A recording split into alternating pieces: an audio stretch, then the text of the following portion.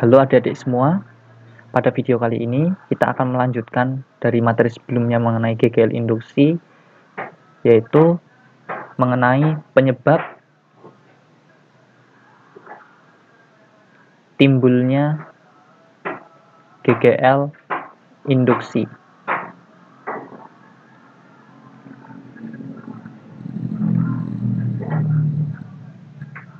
Nah,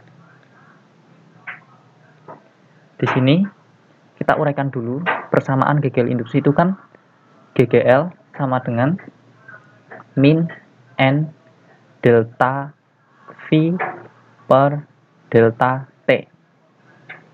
Nah, bila kita uraikan, ini sama dengan bila V ini diuraikan, min N delta V itu kan B A cos theta per delta T. Nah, dari persamaan ini, kita bisa melihat bahwa ada 3 kemungkinan penyebab timbulnya GGL induksi, yaitu yang pertama, terjadinya perubahan luas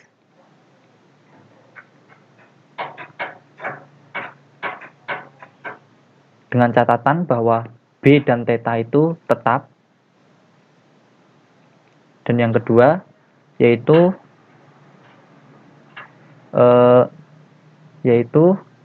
terjadinya perubahan medan magnet.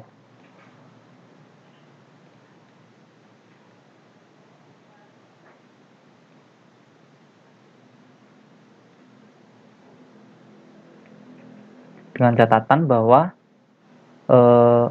A dan theta itu tetap. Dan yang ketiga, yaitu akibat terjadinya perubahan sudut.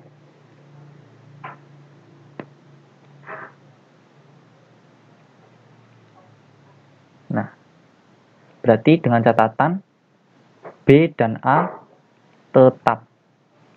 Nah, pada kasus sebelumnya, pada materi sebelumnya, kita telah membahas yaitu munculnya GGL akibat perubahan medan magnet atau perubahan flux akibat medan magnetnya berubah.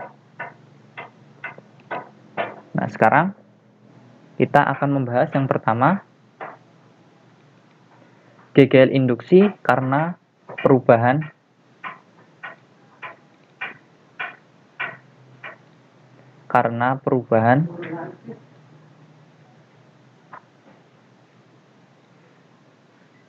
luas.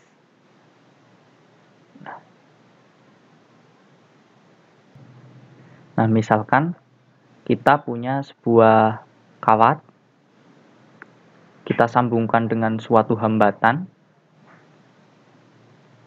Nah, kemudian si kawat ini berada pada suatu medan magnet yang arahnya ke dalam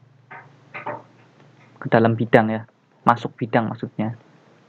Nah, misalkan di kawat ini kita sambungkan dengan sebuah kawat lagi, di mana kawat ini bisa bergeser. Kita anggap ini sebagai titik P, ini sebagai titik, ini titik P, ini titik Q. Nah, kemudian diketahui panjang kawatnya ini L, dan ini lebar ini misal S. Nah, bila kita gerakan, ini V, gerakan ke kanan, maka ternyata ada sesuatu yang penting.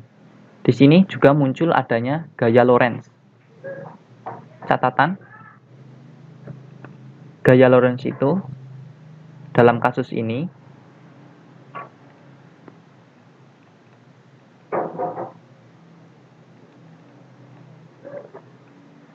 selalu berlawanan dengan arah V.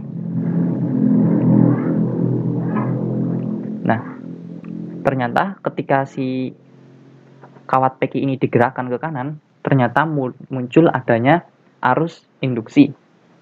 Nah, arus induksi muncul karena adanya GGL. Nah, oke. GGL ini besarnya berapa? Sama dengan min n min delta V per delta T. Nah, kita ingat lagi bahwa V ini bisa kita uraikan E sama dengan min delta BA per delta T.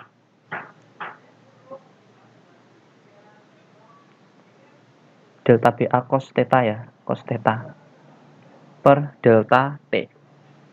Nah, di sini kita anggap bahwa nilai B-nya itu sama, nilai B dan theta-nya itu sama. Yang berubah adalah nilai V-nya, nilai A-nya, maaf, kenapa? Karena ini kan V sama dengan S kali L. Di sini ketika kita geser, area di sini tentunya berubah kan, area di sekitar sini. Tentunya akan berubah luasnya. Maka kita bisa tuliskan E sama dengan min B cos theta per delta T kalikan delta A. Nah, kita uraikan A-nya tadi sama dengan min B cos theta dikalikan delta A itu kan, delta A itu tadi delta dari L kali S per delta T. Maka kita bisa mendapatkan sama epsilon sama dengan min B cos theta kalikan L dikalikan delta S per delta T. Kalian ingat bahwa delta S dan delta T, delta S per delta T ini merupakan kecepatan V. Jadi epsilon sama dengan min BLV cos theta. Nah, bila theta-nya ini sama dengan 0, maka epsilon sama dengan min BLV. Nah, dari sini kita bisa mencari kuat arus induksi. Kuat arus induksi yang melewati kawat Pecky ya, itu epsilon sama dengan I dikalikan R. Ini hukum Ohm ya. Sehingga I sama dengan epsilon per R. Di mana nilai epsilon itu sama dengan min BLV per R. Ini merupakan kuat arus induksi yang melewati kawat Pecky. Kemudian dari sini kita juga bisa menentukan besar gaya Lorentz-nya.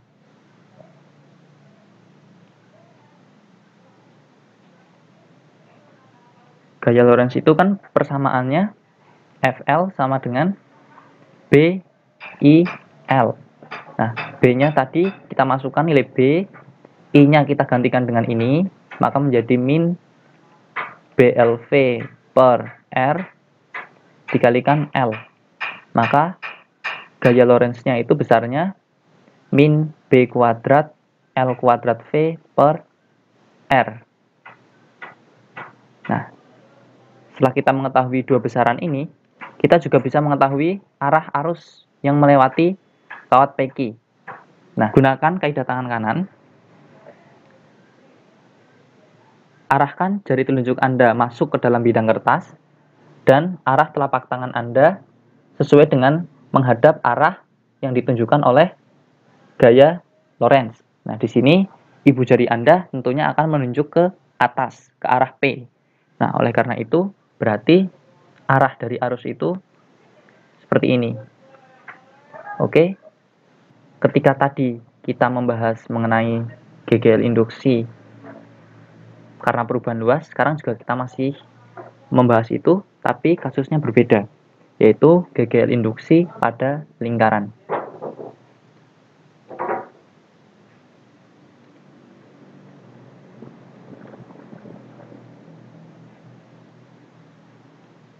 Nah, misalkan kita punya kawat lingkaran. Nah, di dalam sini ada medan magnet, dia berada dalam medan magnet yang arahnya ke dalam.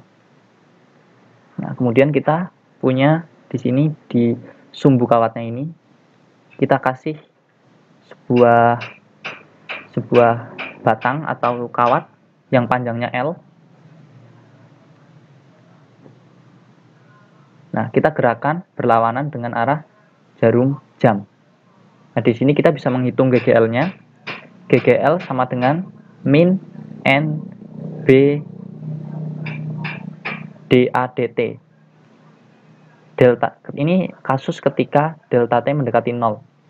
Jadi delta A per delta T kita ubah menjadi DA DT. Nah, kita ubah GGL sama dengan min N B. Luas lingkaran kan PL kuadrat. Di sini jari-jarinya L, maka luasnya adalah dari PL kuadrat. Jadi DDT per PL kuadrat. Nah, coba kita kalikan dengan 2/2. Ini kan tidak akan mengubah nilai. Nah, kita berubah persamaannya menjadi GGL sama dengan min NB per 2 kalikan D dari 2pi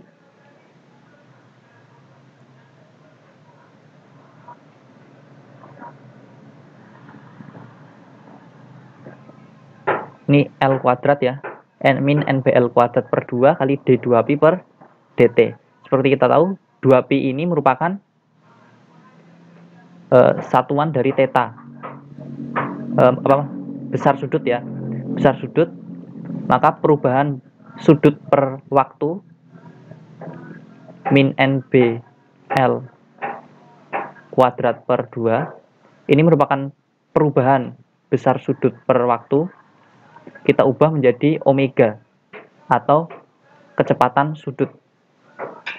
Nah, berarti omega sama dengan min NB kuadrat, BL kuadrat per 2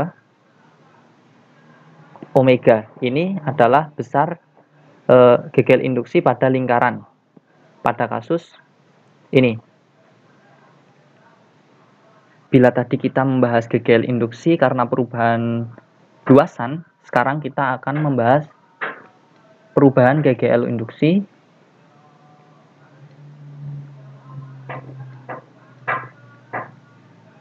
akibat perubahan sudut.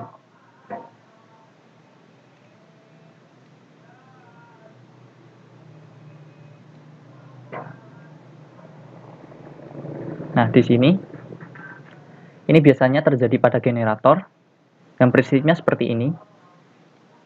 Jadi ada magnet, ini utara, ini selatan.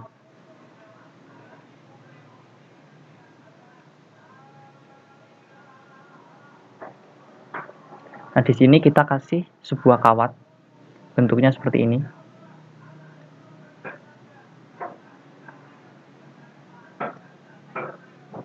Nah, ini berarti di sini muncul medan magnet yang arahnya ke sini.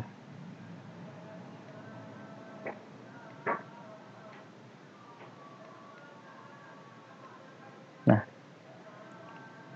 ternyata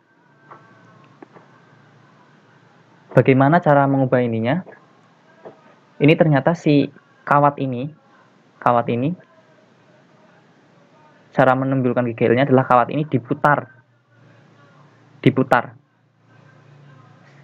searah jarum jam atau berlawan arah jarum jam sehingga muncul adanya GGL. Nah, besarnya GGL pada prinsip generator ini epsilon sama dengan min N delta V per delta T. Kita uraikan. Min N, B-nya kan tetap karena ini magnetnya tidak berubah ya. B, kemudian luasannya tetap, luasan kawatnya ini kan tetap, ini luasan ininya kan tetap. Maka tetap kita tulis. Nah, yang berubah adalah tetanya, sudutnya. Sudut ya. Berarti cos theta. Sudut antara si B ini dengan luas penampang ini tentunya akan berubah ketika si kawat ini diputar searah jarum jam. Sehingga D cos theta per dt.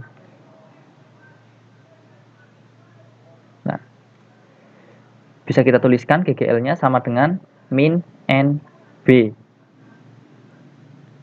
A D kosinus theta itu kan sama dengan omega T. Nah, kita tuliskan seperti ini per dt. Nah, di sini ketika ini cos omega T diturunkan terhadap T akan berubah. GGL sama dengan min N B A omega minus sin omega T.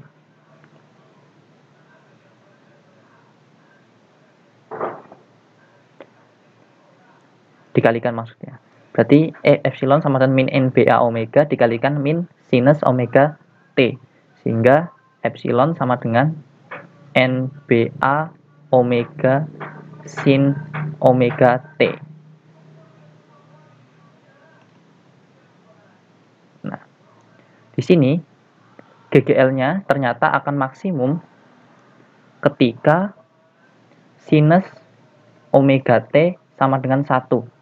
Kapan sinus omega T sama dengan 1? Itu terjadi ketika theta atau sudut antara B dan A itu sama dengan 90 derajat. Jadi ketika si kawat ini berada tepat di atas ini, kawat ini berada tepat di atas ini, dan kawat ini tepat di bawah atau sebaliknya, maka si omeganya ini GGL-nya akan maksimum. Ya, berapa nilainya? Nilainya itu E max sama dengan BA omega N. Nah, pada generator AC itu epsilon atau GGL-nya dapat dituliskan sebagai GGL maksimum dikalikan sinus omega T. Sekian dulu materi kali ini. Pada pembelajaran selanjutnya akan dilanjutkan mengenai transformator. Terima kasih.